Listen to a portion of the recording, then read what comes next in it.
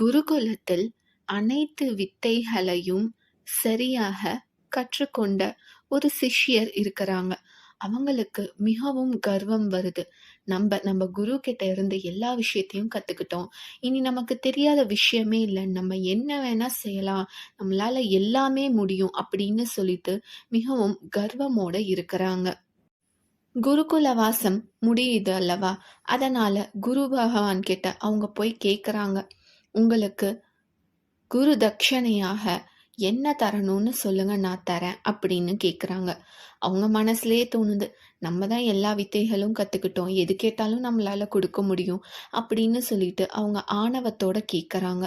அப்போ அந்த குரு அவங்க கிட்ட கேட்குறாங்க, எனக்கு குரு தட்சணையாக இந்த உலகத்தில் சிறிதளவும் பயனற்ற பொருளோ இல்ல விஷயமோ ஏதோ அது எனக்கு குரு தட்சணையாக தர வேண்டும்.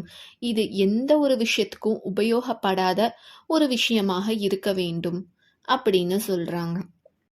உடனே அந்த சீடரும், அவ்வளவுதானா, சரி பயனற்றது எவ்வளவோ இருக்கும், அதை எதாவது கொடுத்துடலாம் அப்படின்னு நினைச்சுக்கிட்டு அவங்க யோசிச்சுக்கிட்டே போறாங்க. என்ன கொடுக்கலாம் அப்படின்னு சொல்லிட்டு.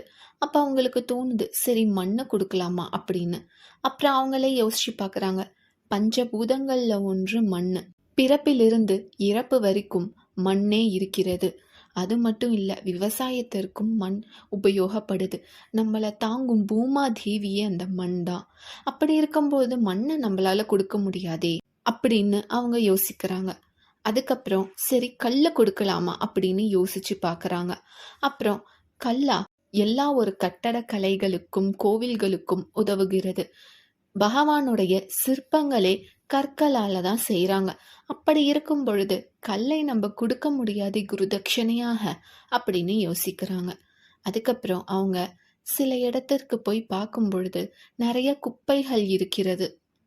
சரி, யாரும் இது தேவையில்லை அப்படின்னு சொல்லி யோசிச்சு தானே இந்த குப்பைகளை வீசியிருக்காங்க. அப்ப இந்த குப்பைகளை எடுத்துட்டு போய் கொடுக்கலாமா அப்படின்னு யோசிக்கிறாங்க. அப்ப அவங்களுக்கு தோணுது, இந்த குப்பைகள்லாம் மண்ணில் மக்கி உரமாக மாறுது பயிர்களுக்கு. இதனால விவசாயிகளுக்கு எவ்வளவோ லாபம் கிடைக்குது. அவங்கள பொறுத்த வரைக்கும் இந்த குப்பைகள் கூட மிகவும் விலை மதிப்புடையது. ஏனென்றால் அது பயிர்களுக்கு உரமாக மாறுகிறது. அப்படி இருக்கும் பொழுது இந்த குப்பைகளையும் நம்மளால கொடுக்க முடியாதே அப்படின்னு யோசிக்கிறாங்க. இப்படி எல்லா விஷயத்தையும் யோசிச்சு பார்த்தோம். அவங்களுக்கு ஒரு விடை கிடைக்கவே இல்லை. அப்பதான் அவங்களுக்கு தோணுது, நம்ம ரொம்ப ஆணவமா இருந்துட்டோம். நம்மளால எது வேணா கொடுக்க முடியும் அப்படின்னு சொல்லிட்டு நம்ம ரொம்ப கர்வமோட இருந்துட்டோம். நம்மளோட குருதேவர் நம்ம மேல அக்கறை இருந்தனால தான் கர்வத்தை போக்கணும் அப்படின்னு சொல்லிட்டு இப்படி ஒரு குருதட்சணையை கேட்டிருக்காரு. நம்ம தான் அதை புரிஞ்சிக்கவே இல்லையே அப்படின்னு சொல்லிட்டு யோசிச்சுட்டு குரு பகவானை பார்க்கறதுக்காக போறாங்க.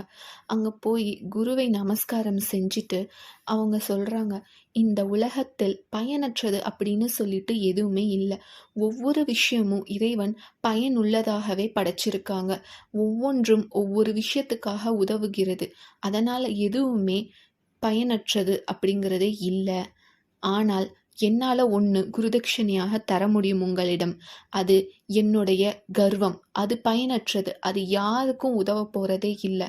தேவையில்லாத கர்வத்தை நான் குருதட்சணையாக இப்பொழுதே உங்களிடம் தந்து விடுகிறேன்.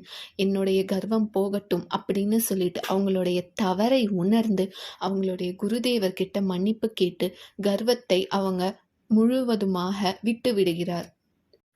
அதே போல அவங்களுடைய குருதேவரும் இதை கண்டு சந்தோஷமடைகிறார்.